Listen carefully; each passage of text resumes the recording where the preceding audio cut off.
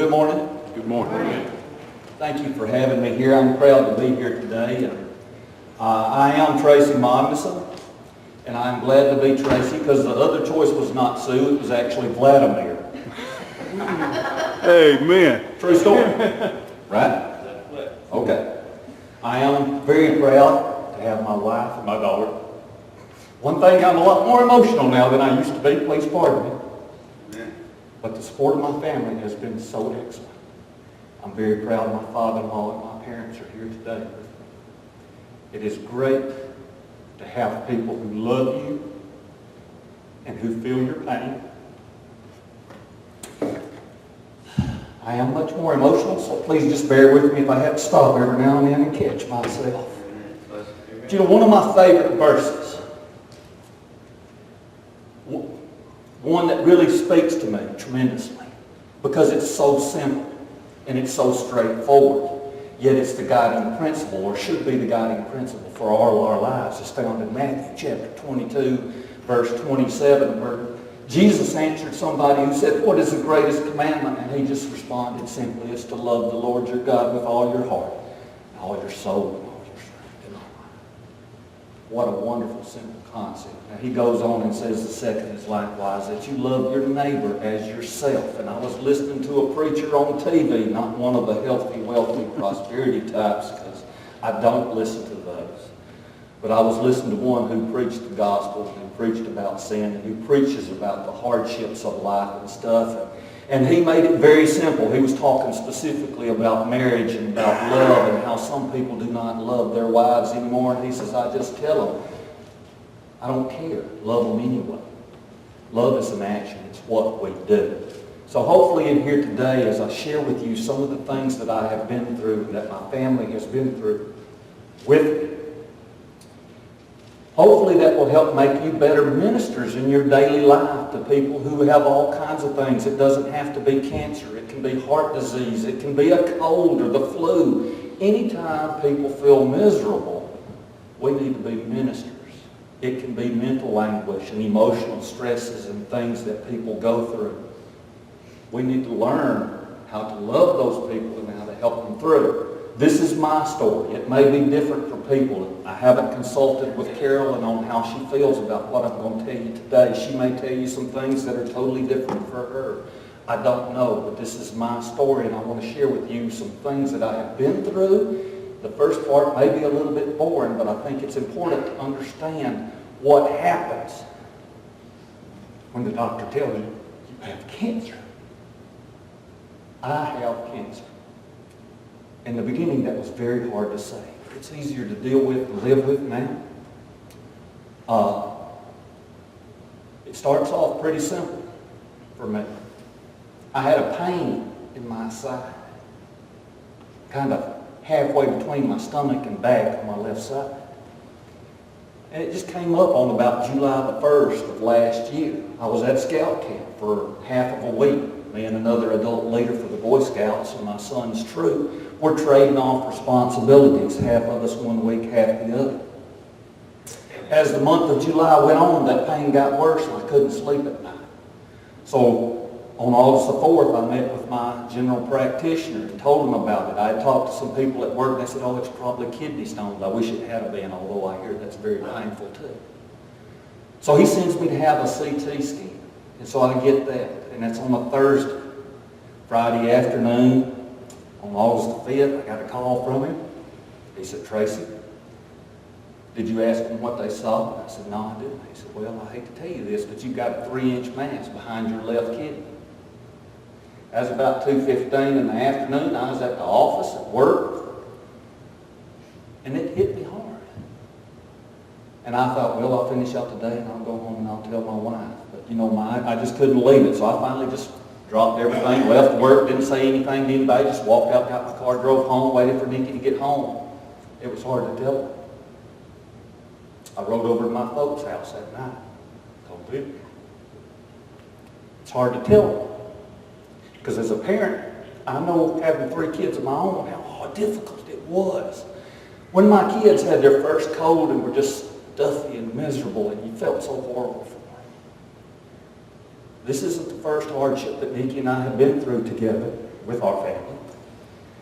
When Scott was born, he was premature by about 6.5 weeks. My second son, our second son. And boy, he had to stay in the NICU for 4 or 5 days. Had to go to progressive care. It was 6 days before we got to bring him home, and that was so hard on us because, you know, we'd have to leave Ben at home or with Nanny, my mother-in-law, or somebody. One day it was my sister-in-law, I know, Lori. And Nikki would cry when we'd leave him to go see Scott at the hospital. We'd get there, get to see him, everything's good, and then she'd cry when we left him to go back and see Ben. We did that 2 times a day. That was all we could get to see Scott. That was hard. And it was only 6 days long, but it was very difficult. Laura was born. And when she was about 2 or 3 weeks old, I don't know, I didn't consult with my wife who remembers these great details so much better than me. I just remember John David, her baby brother, Nikki's baby brother, telling her, hey, what's this thing with her eye? We got to look and she had this little dark spot in her iris just off to one side. So we don't know what that is, what it means. We go take her to the doctor and she sends us to a specialist. Oh my goodness, it can be this terrible, horrible thing. And man, we were stressed about that. I don't remember, it went on about 2 weeks before we finally got to the specialist from Birmingham that came up to Huntsville, and we got an appointment with her. Only had to wait about 4.5 hours in her office, I believe, to see her. And, oh well, that's nothing to worry about. But that was a long couple of weeks. It's hard when your kids are sick, so I have to tell my mom and dad it was difficult. But at any rate, my general doctor, he sent me on to a surgeon. The surgeon looked at the scan and said, well, I don't know what we're dealing with here. You know, if I remove that, chances are you're going to lose your kidney. But, you know, our first rule is do no harm. So he sent me to Dr. Schrader at Clearview Cancer Institute. Then we got really busy. I'm sorry about that. I'll try not to do that again. Our schedules got really busy because the entire month of August seems like it was just one appointment after the other. And I had already spent, when he told me I had that 3-inch mass, I wish I could tell you I was brave and it didn't bother me, but it did because I sat on my front porch in somewhat a prayerful stupor, just waiting around, trying to get an answer, trying to find comfort. And it took me about 3 days sitting on my front porch looking out at our property and the beautiful creation of God and speaking to Him and getting calls of comfort from people before I kind of got my mind around this that, okay, we're just going to go on and see what happens. So we go on through August 10th. I get a CT scan. August 11th, I go through a biopsy consult for an ultrasound to do the biopsy on this thing. Pardon me, I need to skip ahead. There's a lot of side effects that go along with chemotherapy. One thing I've been living with for 13 months now is a runny nose. It's almost constant, so please bear with me. But at any rate, this biopsy that I had, it's a needle, I don't know, it was 3-4 feet long, seemed like. But no, it was seriously, they had to go in about 3.5 inches. I was awake, they gave me a local. But they'd stick it in a little ways and they'd run me through the CT machine to make sure where it was going where they wanted. And they did this about 8 times. And when they got it where they wanted, they took the sample, got it out. And during that time, the day before when I had the consult, I thought I was going to get the CT scan. The appointment was at like 3:30 that afternoon. And guess what you have to do all day long before that? Before a CT scan, you have to fast. And I tell you what, I was a fat boy at the time. I weighed almost 250 pounds when this thing started. At one time, I'd lost over all day long till 3 o'clock in the afternoon is a long time for a fat boy to go without eating. But one of my sisters said, I'm going to fast with you. That made it better. Turned out it was all for waste. Just a consult, not the actual CT. Well, okay, so the next morning I go for the actual CT and the biopsy and everything. So at any rate, we finally on 16th, we get to hear the results almost a week later, and I met with my doctor, and he said, well, it's necrotic myxoid debris. What in the world does that mean? It's just dead tissue. We got to do it again. But meanwhile, while we were waiting on that to be scheduled, I had an ultrasound on various parts. I had a PET scan from head to toe looking for cancer. On the 19th, no cancer found so far. Okay, that's good news. I was optimistic. Maybe it's just a benign tumor or something. And that's what I was hoping. On August 22nd, I had a bone marrow test. Do y'all know what that is? My mom does. I'll tell you, they take a hand drill and they drill it through you. They give you a lobe. They drill it, go through your skin, and they drill down into your hip bone until they get to the inner part where the bone marrow is. It's not fun. Now, it wasn't excruciating for me, but I know for some people it really is. I was very fortunate that I would describe it kind of like the biopsy itself. It was just extremely uncomfortable. But nonetheless, it was no fun. All of that came back negative. No cancer found in any of this. But in the PET scan, they found a couple of active areas in the one tumor that they knew about. And they said, we're going to go back. We're going to do another interventionist biopsy, or whatever they call it, another CT procedure. But they're going to do it twice this time. Once down low and once up high to try to get good tissue where they can run a good test on. So I went back and had that done. And on August 30th, I got the results. And earlier, when I met with Dr. Schrader, he had said, well, you know, chances are this is going to be cancerous. He said, hopefully it's in this family. Because they range from treatable to not quite so treatable, but most of them are. Then there's a second group he named off. They're not as treatable. And there's this third group. And he didn't say anything about the third group. Fortunately, mine was in the second group. It wasn't in the first group, but it's in the second group. And what it is, you know, I just don't share that with too many people because I don't want too many medical expert opinions from everybody I run into about it. And I made a decision when we found out what cancer I had that I wasn't going to go home and research about it and find out what my prognosis was. Is it a 20% chance of survival after 5 years? Is it a 90%? Is it a 95%? I just decided I wasn't going to deal with that. Because see, my father-in-law there, he's been through cancer before, and he had been sharing with me very openly about some things he had been through.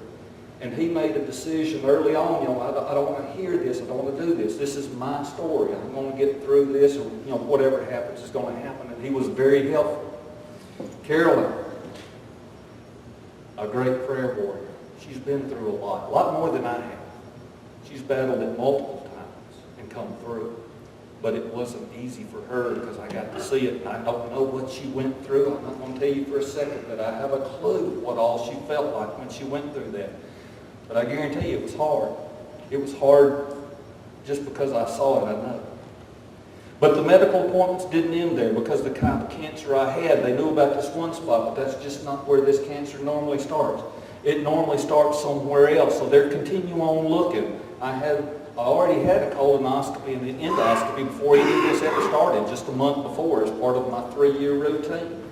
But I got to have it again because they were looking hard and heavy. This is supposed to start in the gastrointestinal tract, so they wanted to go in and look hard and heavy again. And so I had another one, and I had an endoscopy done again, and this time they put an ultrasound machine on it, looking around at the organs around it, checking my pancreas out. All of that comes back clear. So I'm one of the 4% of the cases with my type of cancer where they can't find the source, if there is a source. I don't know. That part's not too big on my worry list. I wish I didn't worry, but sometimes I do. Had MRIs, had all kinds of things, and finally on the 14th of September, okay, it's time to start treatment. So I go in early in the morning and I have a port put in surgically. Interesting side note here, you'll see that I'm going to take some side notes. At about 5 o'clock that morning, the same surgeon that did me had done an emergency surgery on my oldest sister because she had appendicitis, right? Appendicitis. And he told us before he did the surgery, he said, that's the first time I've ever done siblings in one day. And it was somewhat accidental, but at any rate, so we're just all one big happy family here with my doctors and stuff and my family. But so I had the port installed surgically that morning, and I had my first treatment that afternoon. Now they gave me some warnings about this stuff. I had 3 types of cancer drugs that they put into my body that day. 2 of them were through a drip bag while I was sitting in the chair, and one of them they gave me this pump that I had to wear 24 hours a day, 7 days a week. indefinitely at the time, and it just, call it an infusion pump, it just pumps a little of the chemo in. From that day forward, for every 3 weeks, I would go back and have the same thing done. Finally, in November, I got rid of the pump. They put me on some pills. It was supposedly this medicine to do the same thing. And January, we have some, I think in November we did some scans, and the pain went away. So I was able to come off pain pills. I was very concerned about being on pain pills. I know too many people who've been addicted, but I was glad to get off of them. Number one, I wasn't hurting. Number two, I came off without an addiction, and I was very glad of that. January, we have another round of scans, and he tells me, well, it's not shrinking, it's not growing. I don't think I can cure you, but I think I can keep you going. I think we can sustain where you are. So for 3 months, treatments went on, and then in April, pain, or a similar pain, but a little bit different, started coming back again. By July, I was hurting more than I had hurt ever before as a result of this. And he said, it's time to do something different. He changed my chemo, and he said, let's change your game plan for you.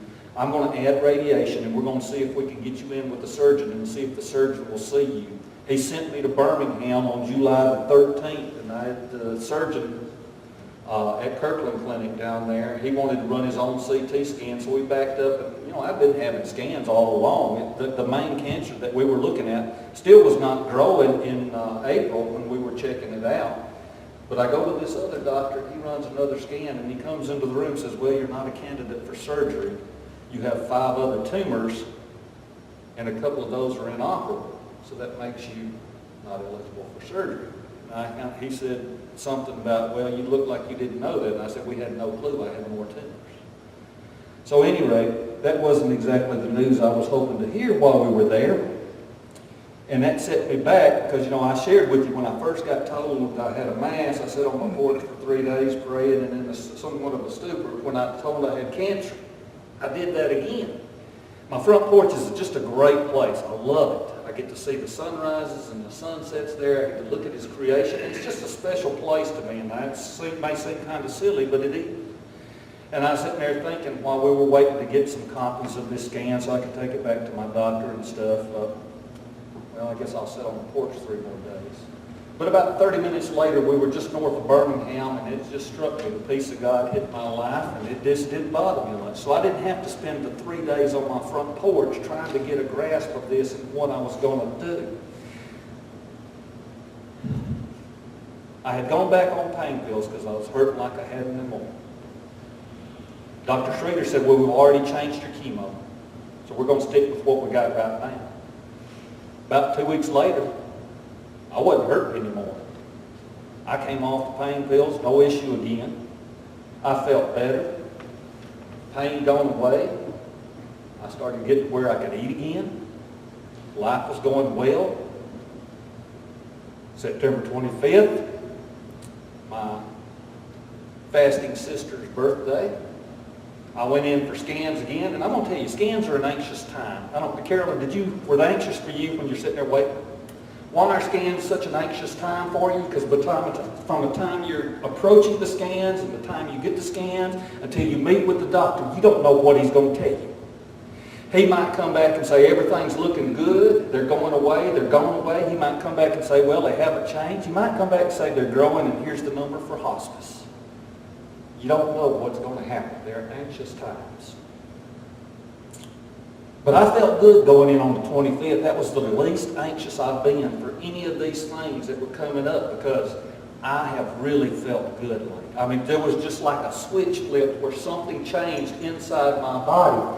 And I kept telling my wife and some others, I said, I feel really good about this. And on the 27th of September, I found out they're shrinking, all of them. 25% reduction in size basically for all 6 tumors. The original one plus the 5 new ones, they were shrinking. The great news, it was wonderful. But it really just gave me a medical backup to what I already felt. Now, I'm not going to lie to you. I think that God is going to heal me. I believe that. I'm praying for that, and I got thousands of people from Bloomingdale, Indiana to Haiti, from Atlanta to Tucson. I have churches praying for me. And I really believe he's going to heal me. But he hasn't told me that for sure. You know, when you look back in the book of Daniel and you read about Shadrach, Meshach, and Abednego, you find the story about that fiery furnace. Do you remember what they answered the king when he told them what was going to happen to them if they didn't obey the law, that they bow down and worship from the music? They said, well, I know my God is able, but whether he chooses to heal, to save us or not, I will not bow down and worship. They knew God was able, but they didn't, as far as I read in the Bible, they did not have that direct promise from God. They just were going to be faithful to him in whatever came. And so since this time, and I've been through all of this, besides a prayer for healing, one of my prayers is that God would use me to bring honor and glory to him, that I would give myself to him in whatever he says. So thank you for having me today. I appreciate this. The two main objectives today for what I'm telling you is that I hope we all become better ministers to people in whatever situation they are in, whether it's cancer or any one of a number of other things that do. Even if you think if you were dealing with it or had gone through something similar, it didn't bother you that much, take into consideration what these other people think and feel, because we're all different. We'll get back to that in just a minute. I want to share with you some of the things that physically I have had to go through. These are basically side effects of the different medicines that I've been on. Neuropathy, the tingling in my fingers and feet.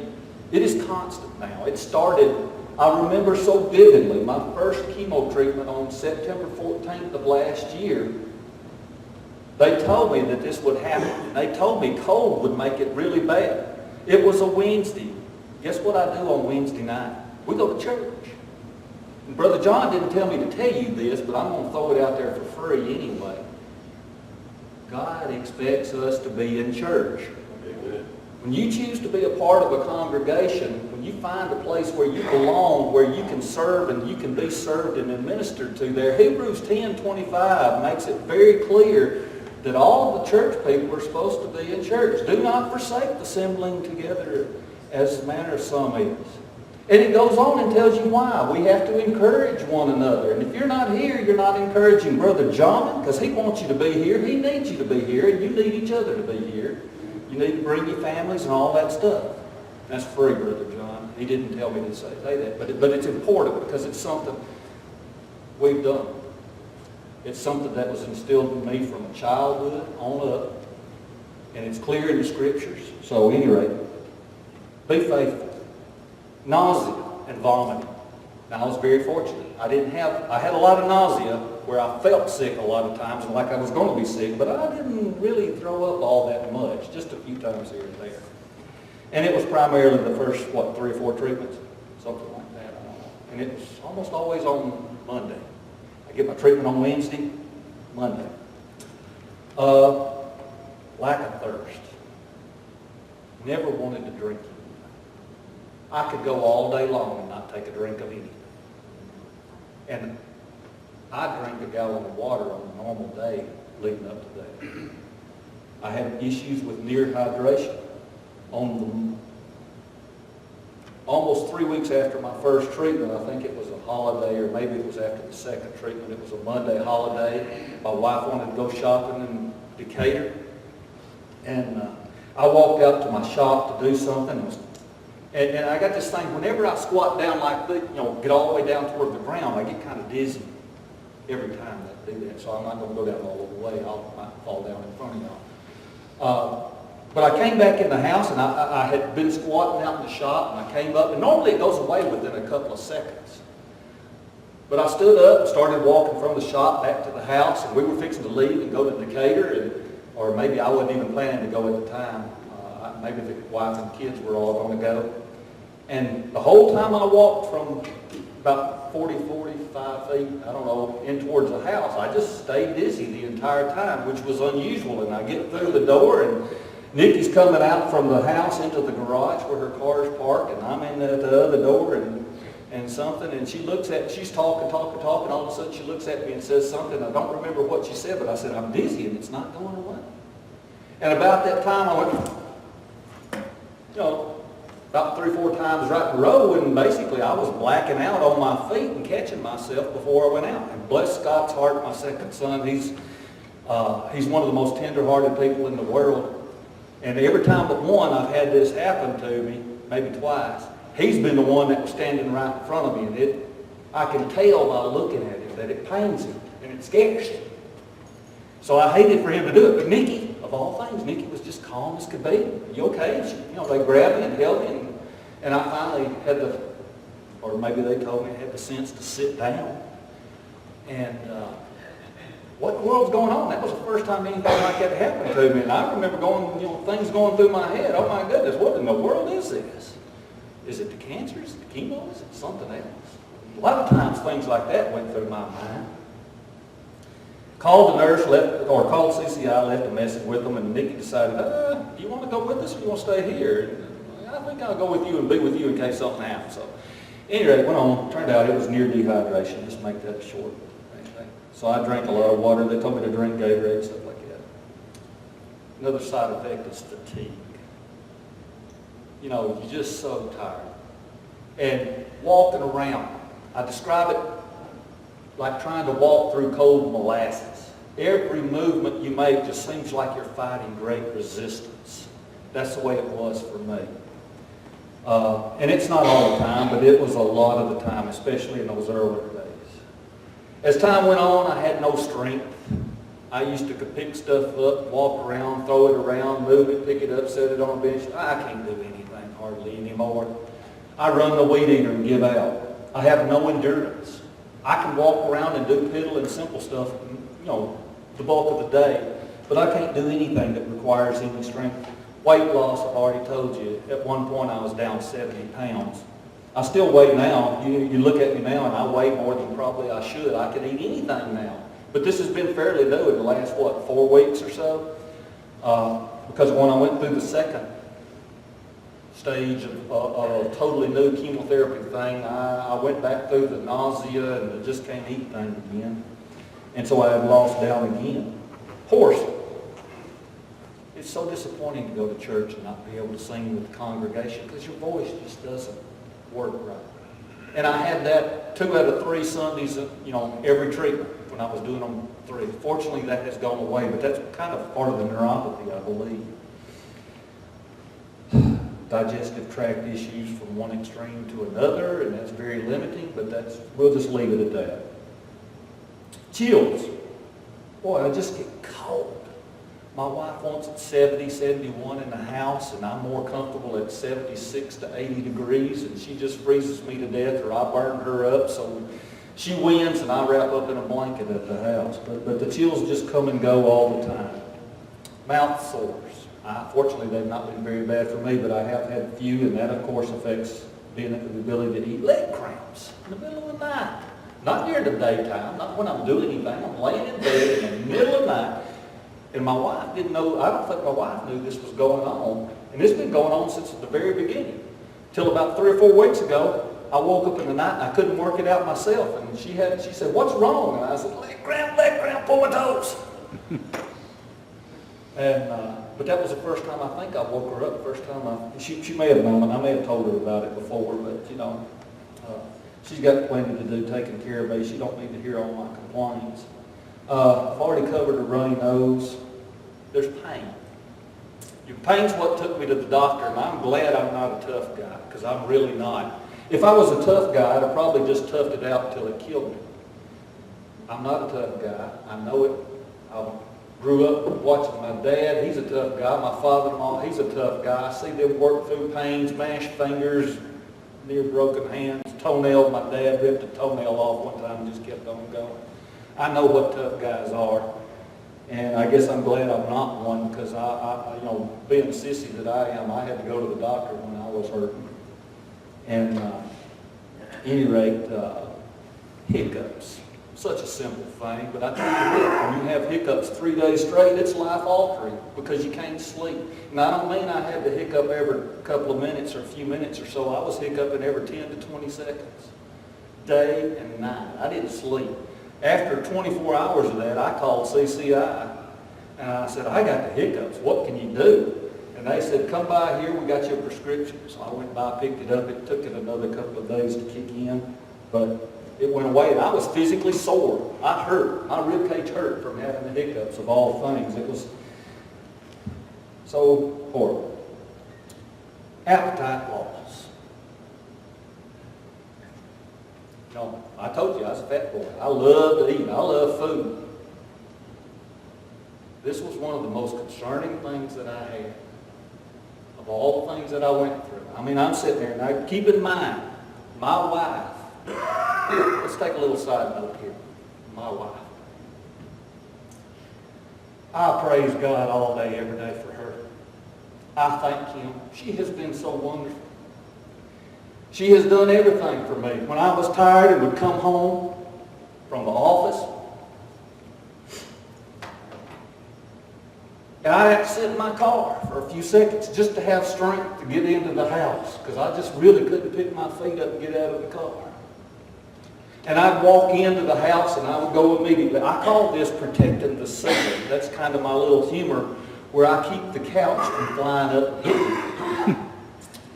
So I'd walk into I've got a couch and it's got a little recliner on each end, and I'd walk down to my side and I'd sit there, and that's where I stayed from about 4:45 until bedtime, and I would sleep.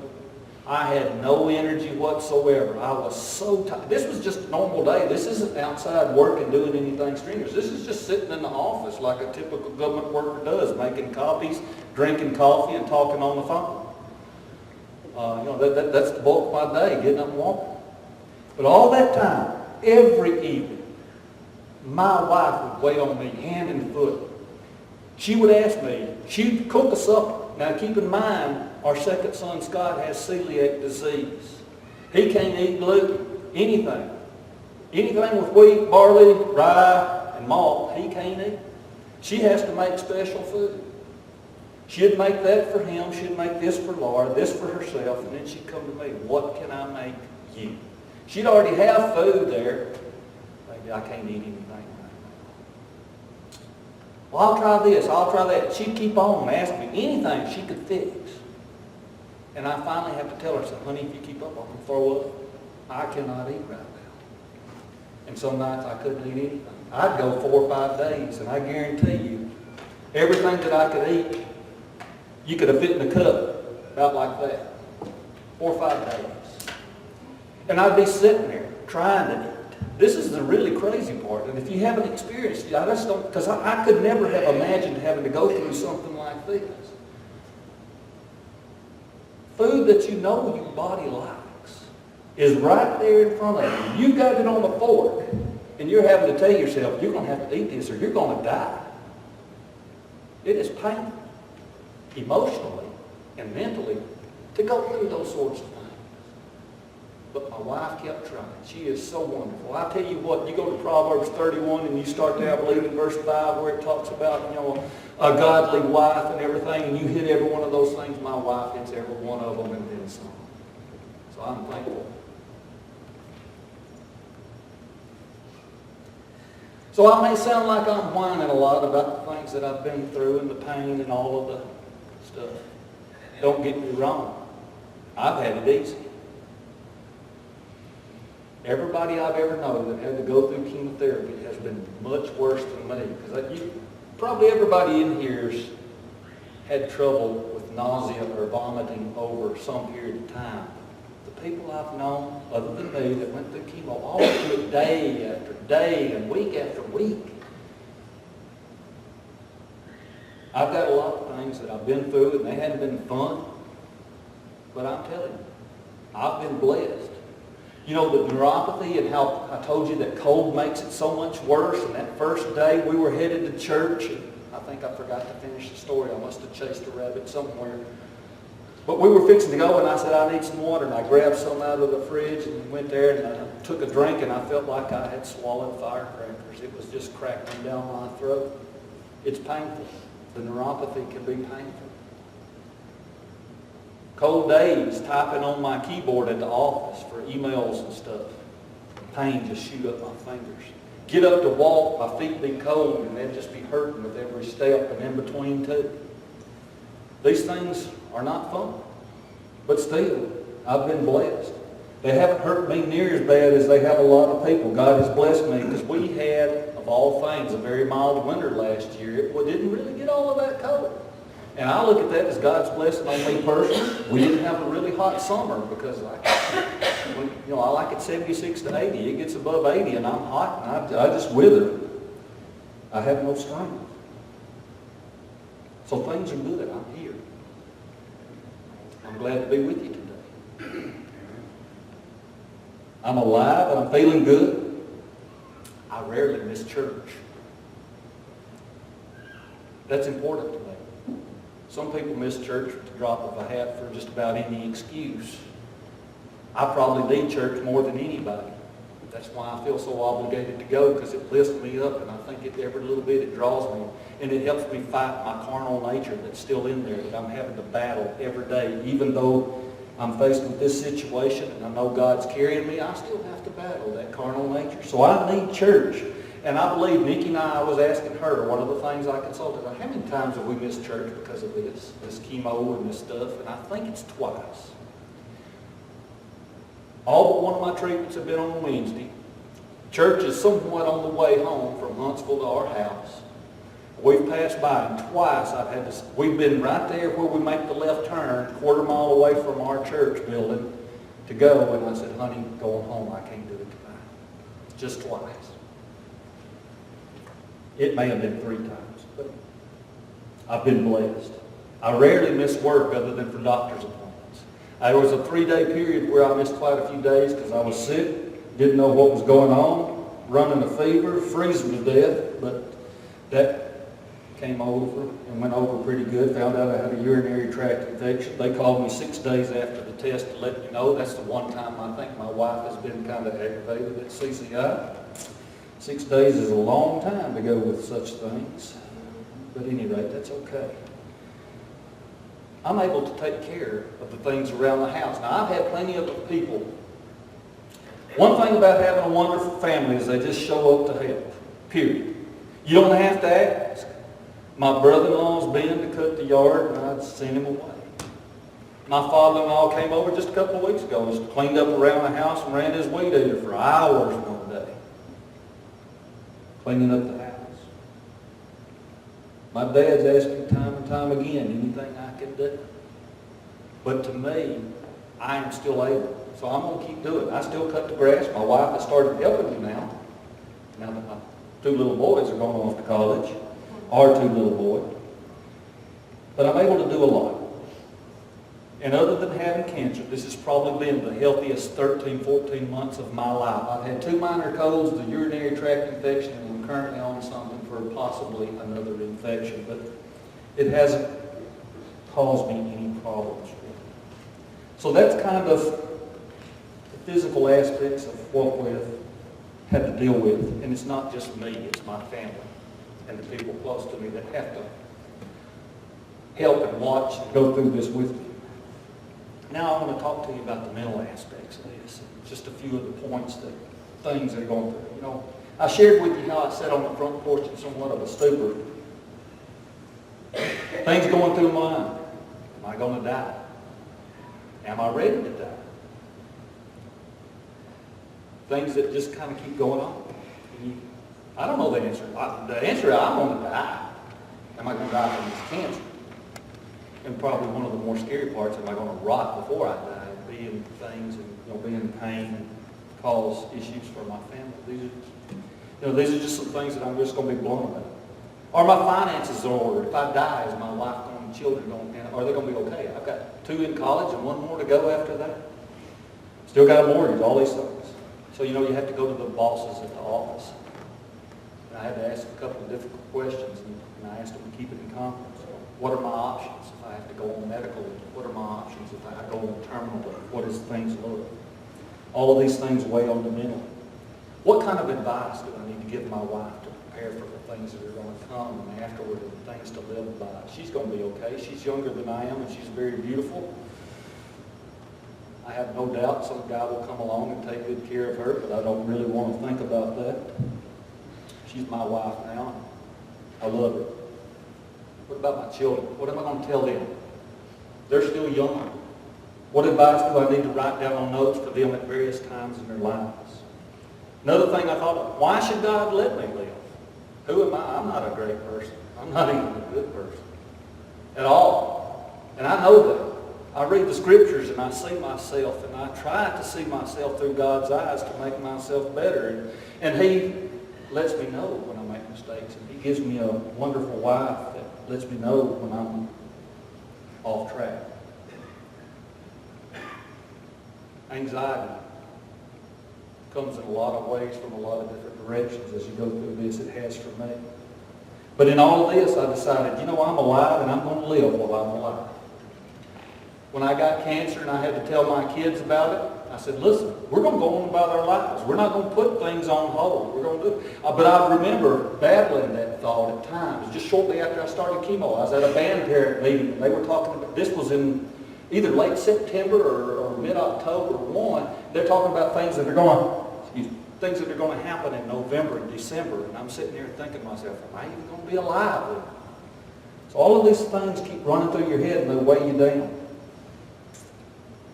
And that's about as far into that as I really thought was necessary to go. But I just want you to know there's a lot on people's minds a lot of time. And it's not just for cancer patients, it's for a lot of others. So next I want to carry on to some spiritual truths that I have learned and that have made me grow. But I got to take one more little side detour. About 3 weeks ago I had to go to a visitation. A cousin of mine, husband, died in a car wreck half mile from home on Friday night. And when you go into those situations, you're thinking to yourself, what in the world am I going to say to her? You don't really know, probably. Maybe you do. I don't. I'm always thinking, what in the world can I say that's right and won't come across as stupid or insensitive or something? Because I have a habit of being a lot of those bad qualities. But at any rate, so I want to share with you a couple of things.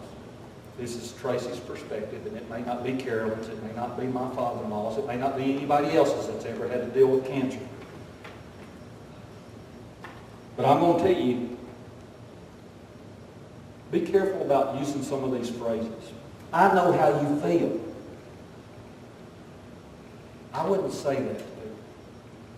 Because I'm telling you, if you had been a human pincushion for 14 months and been through all kinds of procedures and all kinds of anxieties and had to suffer multiple of these side effects that I'm telling you about, chances are you probably have absolutely no clue how I feel. That's just my perspective. You can relate to them how you have suffered, you're sorry for them, whatever. But I would just not use that phrase.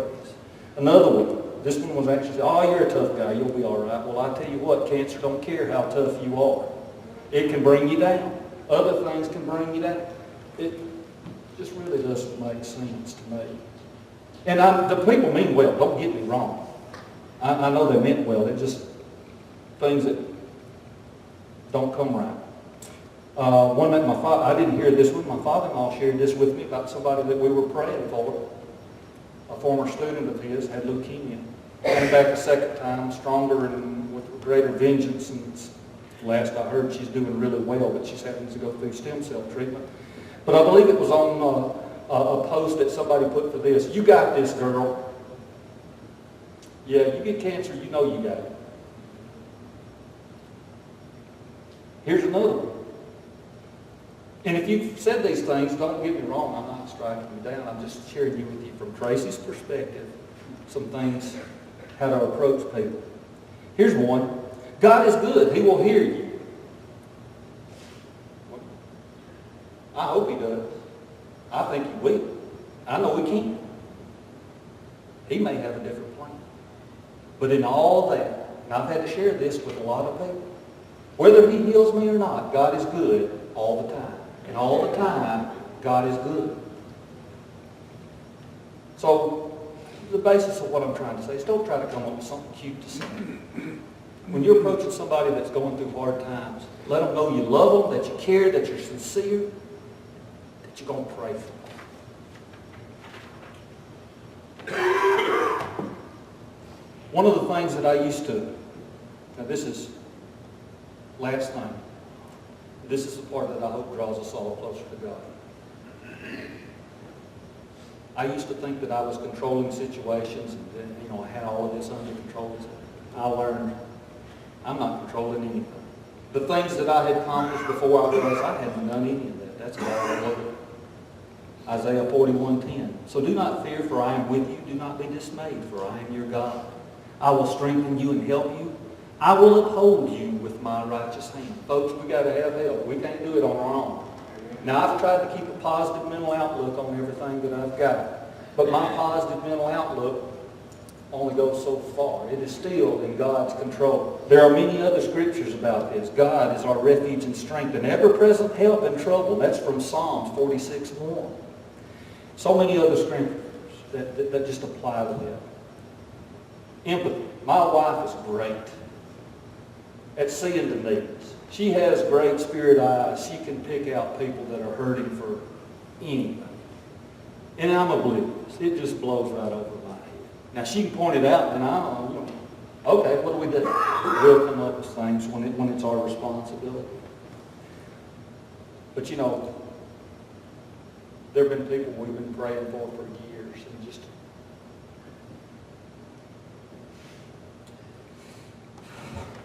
boy, when he was about 6 years old, it happens. Never met him, never talked to him. We've been praying for him for years, and a couple of months ago he passed away. He had a very rare form of cancer. Never met him. I cried like a little baby when he told me about it. Because I had prayed so hard and earnestly for his healing. A young girl, about 13 years old, when she came down with cancer, she wasn't close to I think she was about Scott's age. I didn't know her personally. Again, I never talked to her. Her name was Leah. She died a couple of months ago.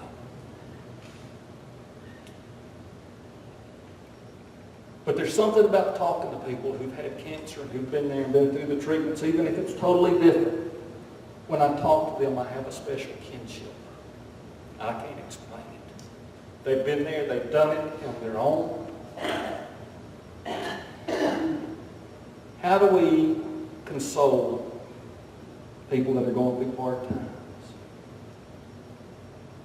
It's not through funny sayings. Romans 12:15 tells us to rejoice with those who rejoice, weep with those who weep.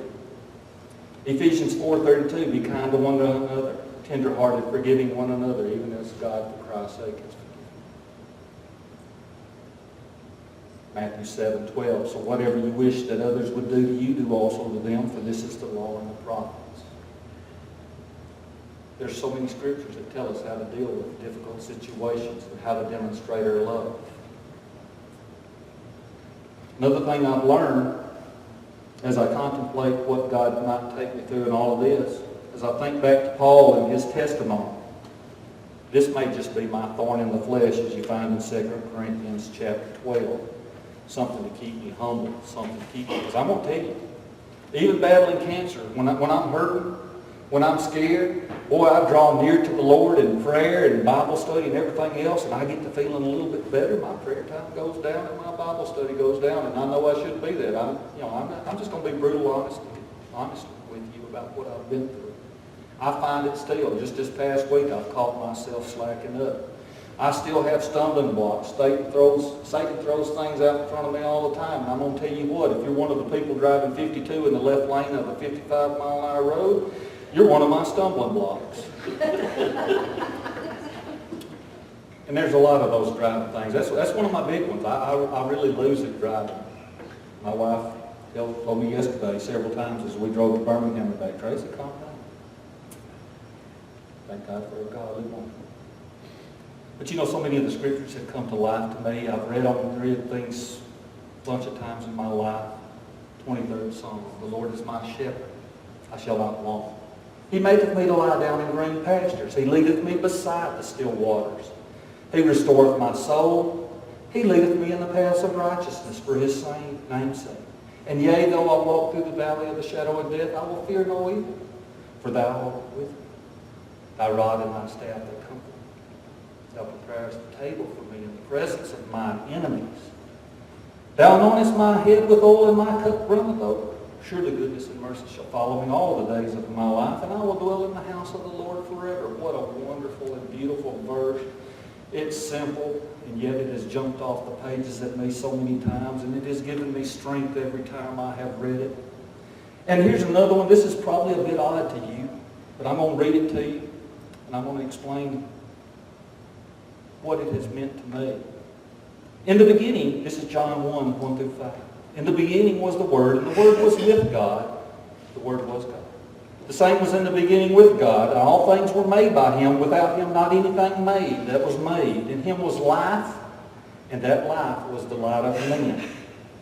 And the light shineth in the darkness, and the darkness comprehended it not. What does that mean to me? Well, it means a lot, but we're running along. I know I am. I was not an afterthought for God and His mercy. Jesus was there at the creation, and He has pointed that throughout time, and He has overcome the evil things that are in the world. He's there for us to help us through that, and to shine the way so that we don't stumble in our daily walk. It's a beautiful passage. Another thing that I've learned spiritually is to appreciate ever so much more the prayers of the saints. Philippians 4:6 tells me, fret not about anything, but in everything by prayer and supplication with thanksgiving let your request be known unto God. Now I'm going to share with you something, and you can disagree with me. But in June, when my pain was coming back in fierce, and things did not really look good, and I found out later in July that I had 5 more tumors that came up while I was undergoing chemo, I asked my family and my church and my workers, I said, pray, believe it, and expect it. Don't just kind of think, oh, well, maybe he'll do it, maybe he won't. Pray, believing, and expecting. God tells us to come to Him with them because He's going to bless us somehow or another. Now, His answer may be yes, His answer may be no, His answer may be wait, and His answer might be my grace is sufficient. I'm still waiting to find that out. James 5:16, the latter portion of it says, the fervent prayer of a righteous man availeth much. It overcomes.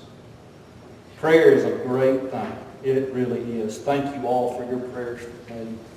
They have carried me, and I cannot express to you the proper sentiment of how much those things mean to me in my life. Part of the reason for that request to my family and friends was Matthew 21:22. In all things whatsoever you shall ask in prayer, believing you shall receive. Many times I have had to pray like the Father who said, I believe, help thou my unbelief. My faith is not constant. My fear comes up every now and then and takes over. But in all that, most of the time, I have what you find in Philippians 4, verse 7. I read 6 a minute ago. But in the peace of God, which passeth all understanding, shall keep your hearts and minds through Christ Jesus. Most of the time, I have that peace. And it's Him. And it's because of the prayers of His working in my life. It's kind of interesting that Brother John put on, I believe it was Friday night, he posted something, and he used Revelations 12:11 in that, because that's one of the verses that I wanted to talk to you about today on the most serious aspect of all of this. And they overcame Him by the blood of the Lamb and by the word of their testimony, and they loved not their lives unto the death. The blood of the Lamb, the word of their testimony. Folks, one of the greatest things, the greatest responsibilities we have is to share our faith. I want to tell you about my salvation story. See, I grew up in church. I was taken there, went there all the time. When I was a little boy, I was scared of going to hell. I didn't want any part of that. The more I thought about it, the more scared I got. So I thought, well, I need to do something. So I walked down the aisle, told them I wanted to be saved, talked to them a little bit, got put under the water. Life was good. I felt good about myself. Now, I wasn't trying to fool anybody. I just didn't have everything right. I grew up going to church Sunday morning, Sunday night, Wednesday night, active in the youth. As I got to be an adult, I was working with the youth still, went on a mission trip, did all the right stuff, all this kind of thing. I got married to a godly woman. I started realizing I'm doing things that aren't right. Sunday, I was a good boy. Wednesday night, I was a good boy. The rest of the week, I was just doing whatever everybody else around me was doing, and I really didn't feel bad about it. And I got to thinking, one night I was out on travel. I used to travel a lot for my work, and I was reading the verse, and it was talking about, if you love me, you will keep my commands. Well, I'm not keeping his commands. And it talked about if you're a Christian, several other verses, I kept reading these things that talked about, Christians will not walk in darkness. Well, I was. Why? Why didn't I feel bad about it? And I got to questioning myself, and finally one night we had an evangelist coming for a revival. I think his name was Terry something. I can't remember his last name. But he started telling about his story, how that he had been raised in church, kind of went through the motions like I had done, been active in a church, doing this, that, and the other. He even ran the sound booth at church, and I ran the sound booth at our church. Really connected. But he realized he just did not have that relationship with Christ, that everything he had been through, he was a make-believer, a pew sitter, just sitting there. Folks, I was the biggest hypocrite in the world. I've never known anybody that was as bad as I. But I was so torn. I couldn't wait for the invitation that night, so I could go down and confess my sins and accept Christ and his forgiveness. Folks, he did the work. The blood of the Lamb covers the sins. We have our testimony. I don't know what yours is. I don't need to know, but somebody probably does. And you need to share that with them. And we need to all be working together and encouraging one another. We need to be going out witnessing to people. We need to be living right so that when we talk to people, that they take us seriously.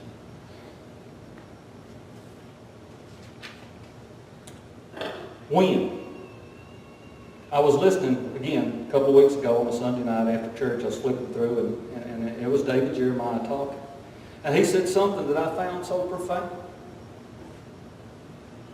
We need to be walking in Christ. And he explained to me what walking was. It's putting one foot in front of the other. Daily life is really quite that simple. The Bible and its teachings and his commands for us mostly are so very simple. But that doesn't necessarily make it legal. We've got to put an effort forward. Our heart has to long for him, to search the scriptures, to find out what he needs for us. And we need to pray daily. All right, God, what you got for me today? What do I need to do? What I need to be looking for? What about the people that I work with? Maybe within our own families, people are not saved. My last scripture I want to share with you is 2 Corinthians 6. For he says, I heard you in an acceptable time, and I helped you in the day of salvation. Look, now is the acceptable time.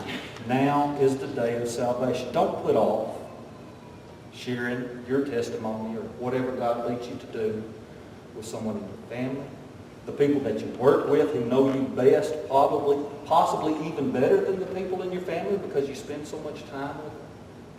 Share with the people across the road, beside your house, whatever. What has God got for you? Hopefully, we all grow closer to him today. My prayer has been that when you leave here today, and when I leave here today, we're all going to be at least just a little bit closer to God than we were when we got here. Thank you again for letting me come. Brother John.